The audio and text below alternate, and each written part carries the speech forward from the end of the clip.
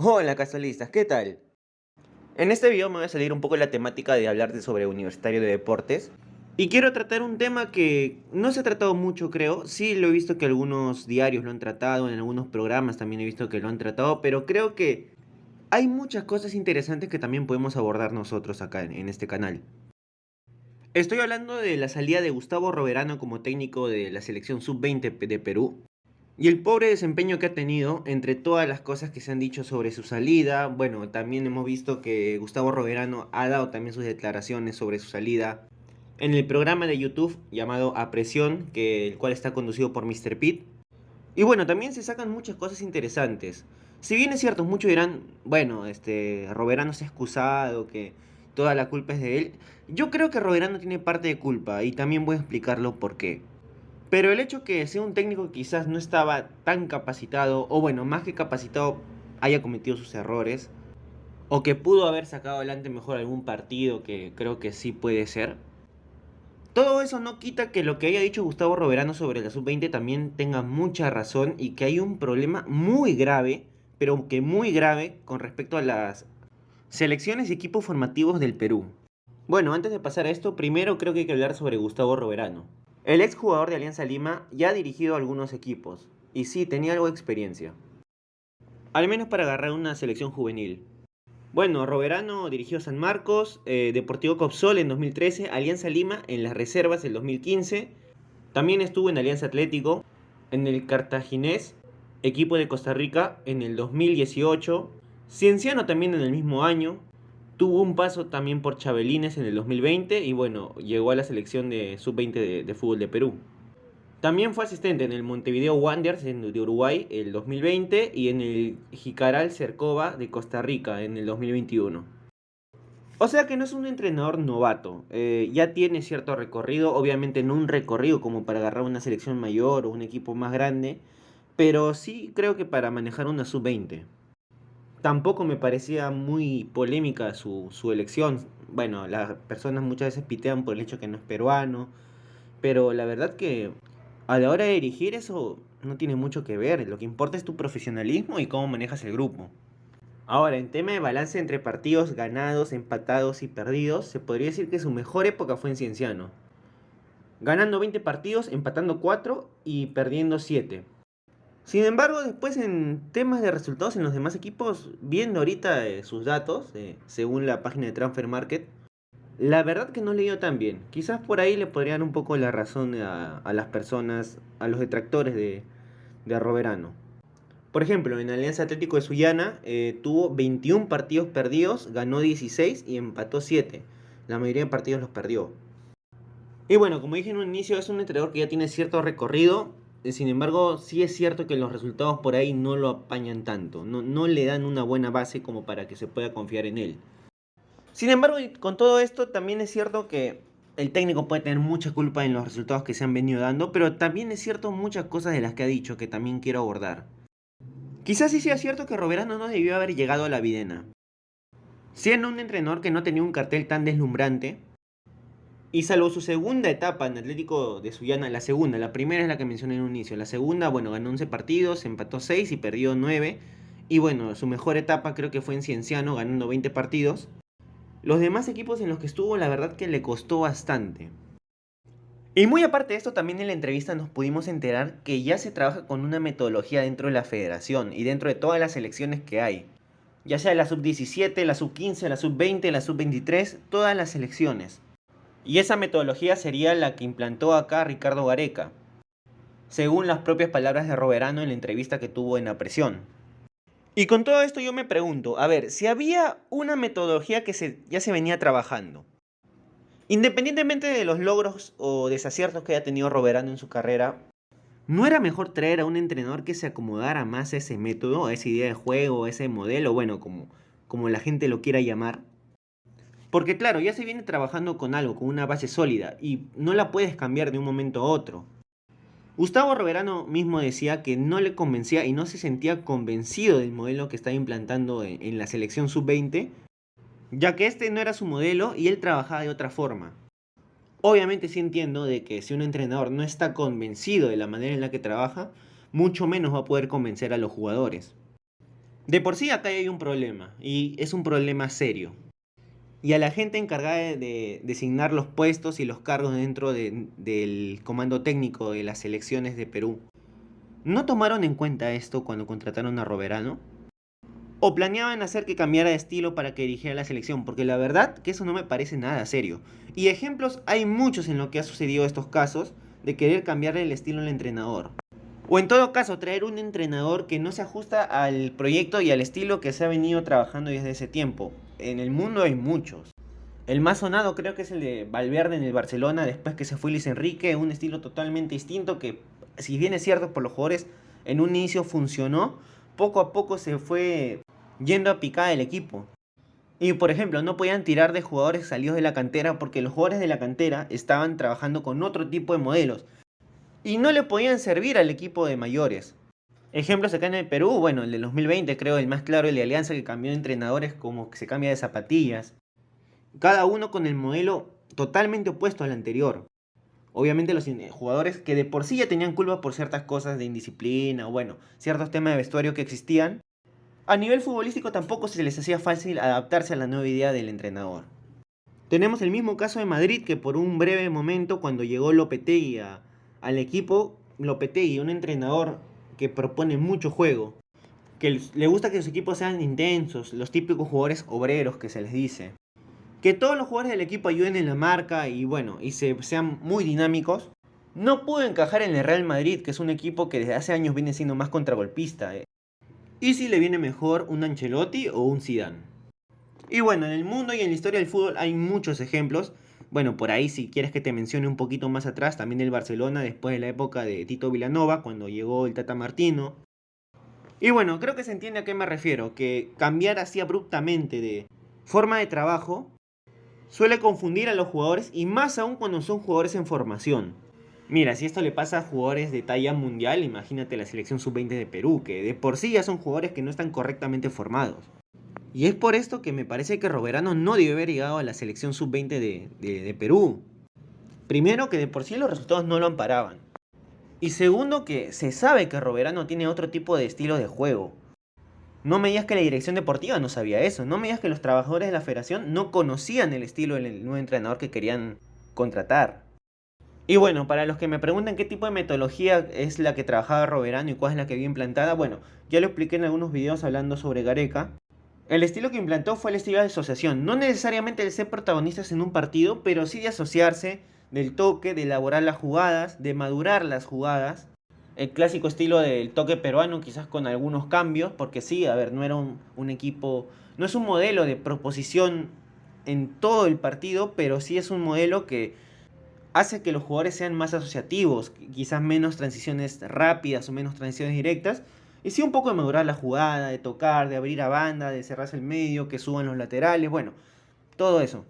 En el caso de Roberano, al parecer es mucho más directo, quizás es mucho más con el tema del repliegue. Cuando yo vi los partidos sub-20, por ejemplo, a mí me desesperaba mucho que los jugadores no presionaran alto.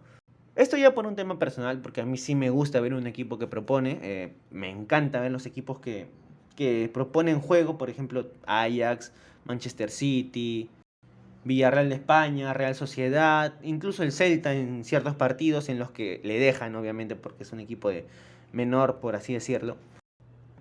Pero bueno, esos son gustos personales. Lo concreto es que se veía que tampoco era un estilo de proponer, pero sí era algo más parecido a lo que vendría a ser Reynoso. Y conociendo todo esto, igual la federación designó a Roberano como DT de Perú, de la sub-20. Ahora, por esto yo un poco le quitaría responsabilidad a Roberano porque, si bien es cierto, él aplicó para el puesto, ¿quién no quiere dirigir una selección por más que sea categorías inferiores? Pero era la responsabilidad de los trabajadores de la federación decidir si es que él era apto o no. Y como digo, no creo que no supieran cuál era la metodología que aplicaba Roberano. Pues, en la entrevista debe ser una de las primeras preguntas que se le debe hacer al entrenador. Y también el imponerle una metodología a un nuevo entrenador está feo. Y para evitarte todo eso, pues debes hacer tu chamba. Se debería saber muy bien qué tipo de entrenador se está trayendo y cómo va a trabajar. Ahora, dejando un poco de lado el tema de la metodología. Roberano hablaba también en esta entrevista que los jugadores de la selección no estaban adaptados a partidos de alta exigencia, eran jugadores que les costaba demasiado en lo físico, táctico y técnico. Y es que en el primer partido jugando contra el Uruguay Sub-20, el 3 de abril de 2022, Roberano diría que a la selección la verdad que le pasaron por encima. Independientemente del marcador, que bueno, el marcador quedó 1-1. Pero los uruguayos eran mucho mejor físicamente, tácticamente, técnicamente también, están mucho más preparados. Y es que la formación de los jugadores en cualquier país de Sudamérica suele ser mucho mejor que la formación que se tiene acá en el Perú.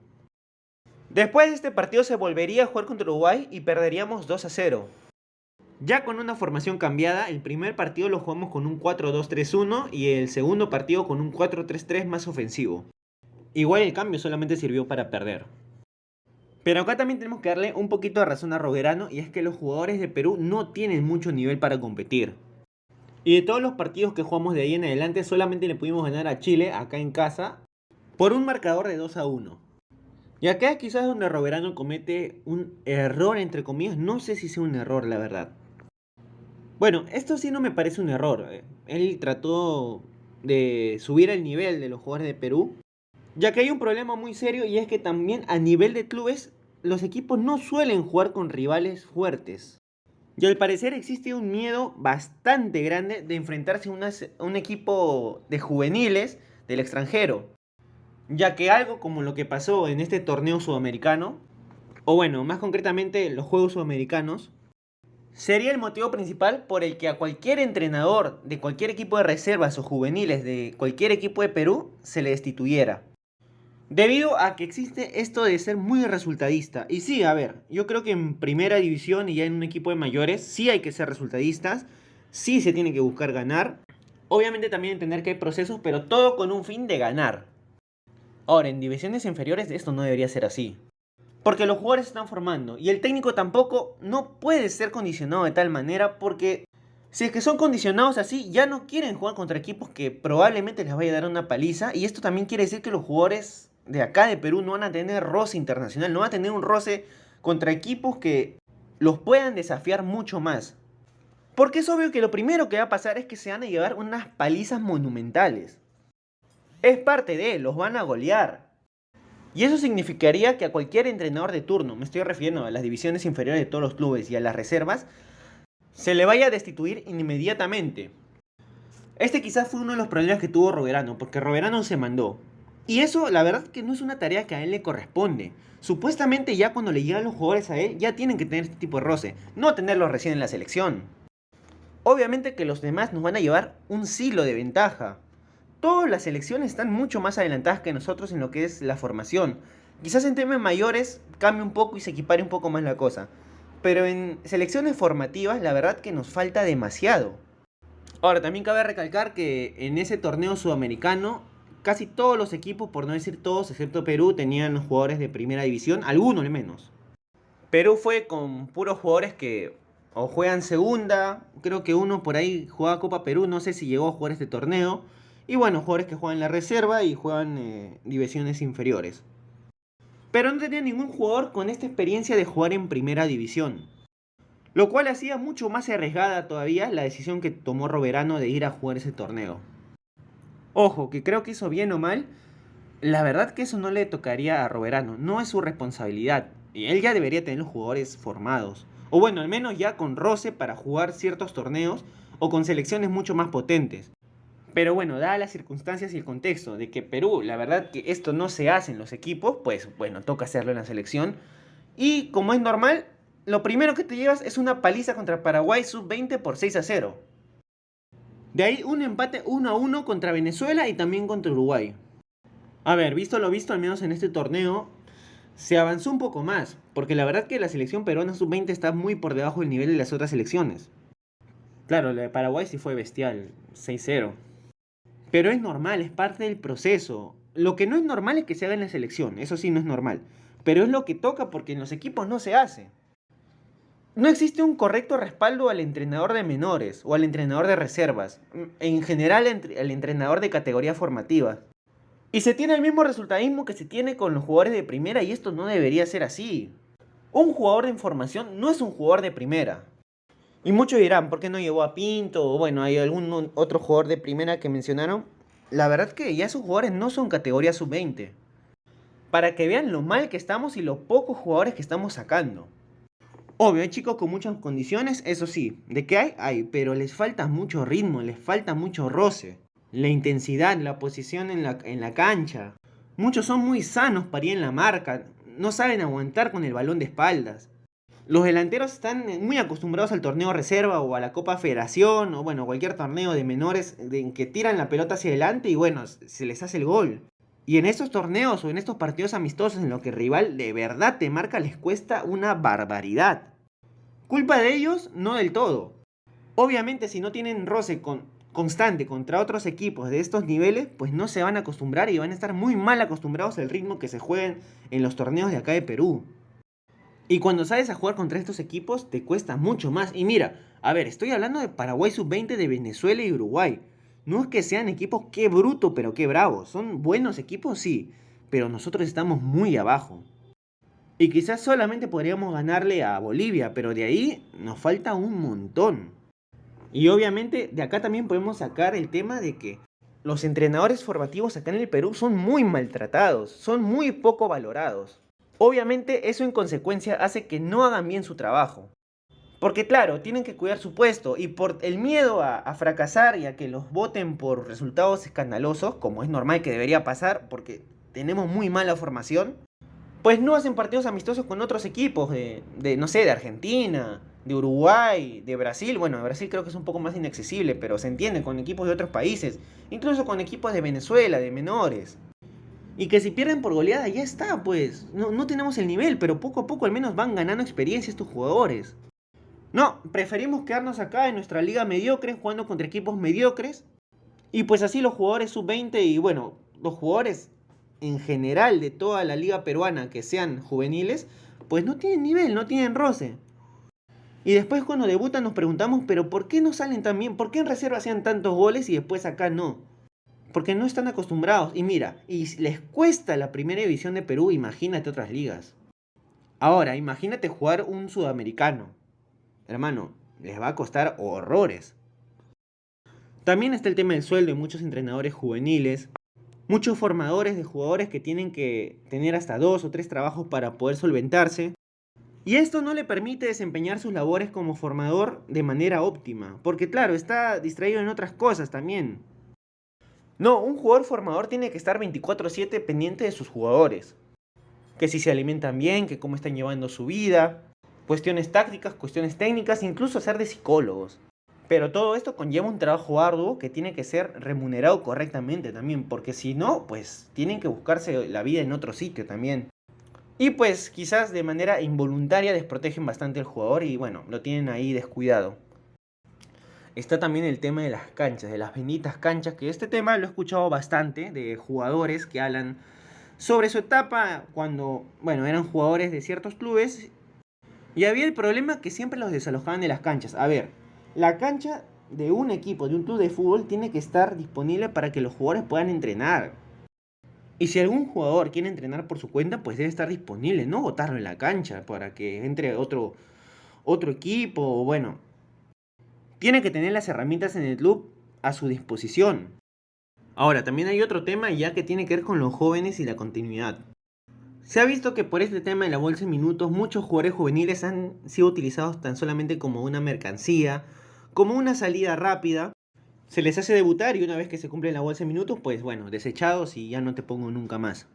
Y es que por sí este era un gran problema que tenía la federación con esta regla de la bolsa de minutos que había impuesto, que menos mal que ya no va a estar, porque la verdad que es un despropósito y que no ayudaba en nada al desarrollo de los jugadores.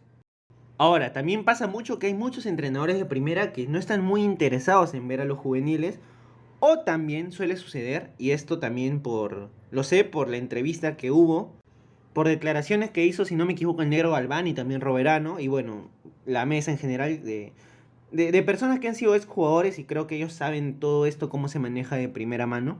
Que actualmente muchos de los juveniles que suben a primera no es por decisión del entrenador, sino por decisión de los directivos. Y acá es donde tengo que decir, si todo esto es verdad, yo creo que es verdad porque tantas veces que lo escucho, no es la primera vez que lo escucho en esta entrevista, ya lo escuché en alguna otra vez, en otra entrevista con otros jugadores, o mejor dicho, con otros exjugadores. ¿Qué miércoles tienen que ver los directivos en elegir qué jugadores suben o no suben a primera? A ver, esto hay que hablarlo y hay que dejarlo muy en claro. El directivo no sabe tanto de fútbol como un entrenador. Es como si yo o cualquier persona dijera, mira, ¿sabes qué? Me gusta este jugador que suba. No, el que tiene que elegir quién tiene que subir es el mismo entrenador, no un directivo. O en su defecto, un director deportivo o parte del comando técnico. Pero ¿qué se tiene que estar metiendo un directivo? Las cuestiones de fútbol para las personas de fútbol. Los directivos o bueno, cualquier funcionario que no tenga que ver con el tema deportivo, que se dedique a lo suyo y que no meta mano en donde no lo llaman. Los jugadores comentan que antes los entrenadores bajaban a ver los partidos de reservas o de juveniles y bueno, veían algún jugador que les gustara y bueno, lo subían a primera.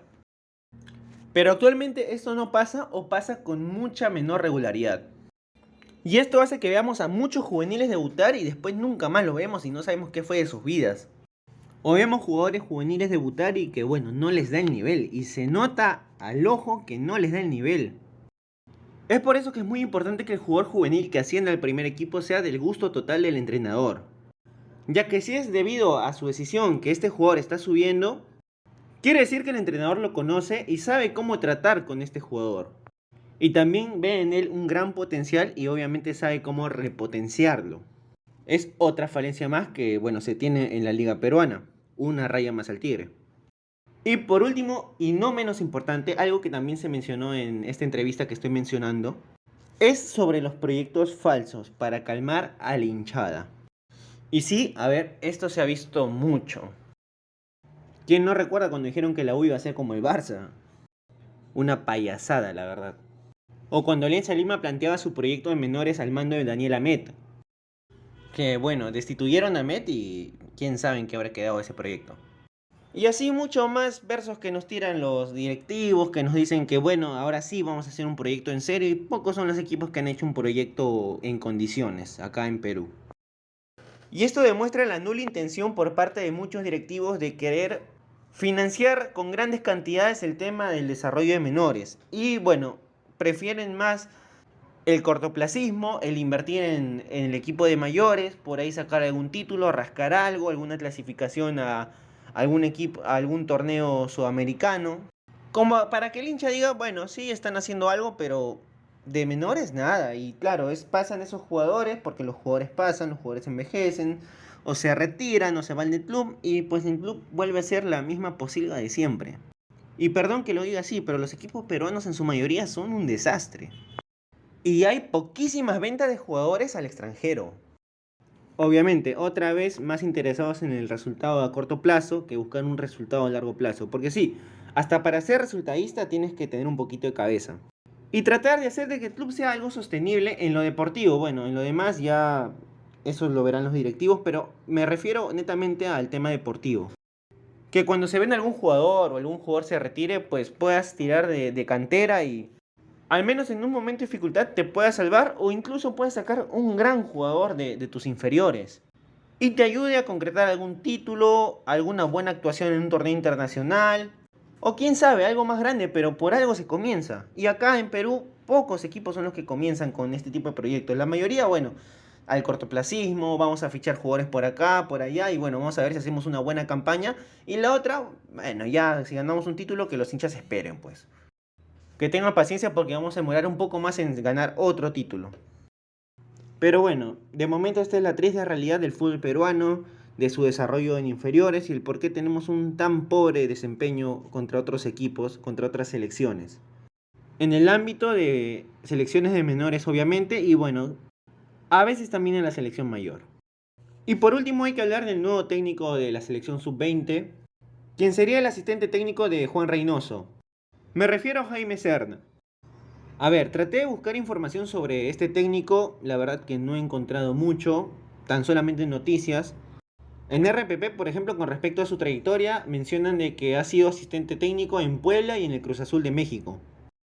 Que, a ver, no sé si tenga tanta experiencia, No lo sé, la verdad. Por ahí, si es que alguien conoce algo más de su trayectoria, también me gustaría que lo mencione en la caja de comentarios para poder enterarme o saber dónde buscar, porque por ahí estoy buscando mal. Lo que no me convence mucho es que otra vez estamos con los amistosos bastante bajos, contra Unión Comercio en este caso, que va a ser para los domingos 23 y 30 en octubre. Estos encuentros se van a jugar en Tarapoto. Obviamente espero que a este entrenador le vaya muy bien con la selección sub-20. Y ojalá que sea una revelación, pero a ver, es asistente técnico de Juan Reynoso. Más o menos entiende con qué metodología podría trabajar. Ahora, déjame recordar un poco. ¿No hubo problema por el tema de la metodología con Roberano? Digo, a ver, capaz no fue así, pero según la entrevista, al parecer eso fue lo que sucedió. Y si así es el caso, ¿también no sería un problema para este proceso del nuevo técnico Jaime Serna? Ojalá que no sea así, ojalá que los jugadores puedan mejorar, ojalá que también se jueguen amistosos de mucho más nivel, porque la verdad que con esos amistosos no vamos a sacar mucho. Ojalá que los clubes también se pongan las pilas, esto sí lo veo aún más alejado, casi una utopía. Y bueno, al hincha le queda solamente seguir alentando para los que vemos los partidos de la sub-20, sub-17, tratar de seguir apoyando en lo que se pueda. Por cierto, para los que quieran ver los partidos, el canal oficial que lo transmite, si no me equivoco, es Nativa TV, un canal de YouTube. Así que ahí pueden verlo, los partidos de la sub-17, de la sub-20. Y bueno, para no hacer más largo este video, muchas gracias por tu apoyo. Recuerda dejarme tu like si es que te ha gustado este video y suscríbete para más contenido como este. Si hay algún tema sobre el que te gustaría que hable, también puedes dejarlo en la caja de comentarios. Y puedes compartirlo también con personas que le interese este tipo de temas. Una vez más, muchas gracias por tu apoyo y conmigo será hasta la próxima. Un abrazo.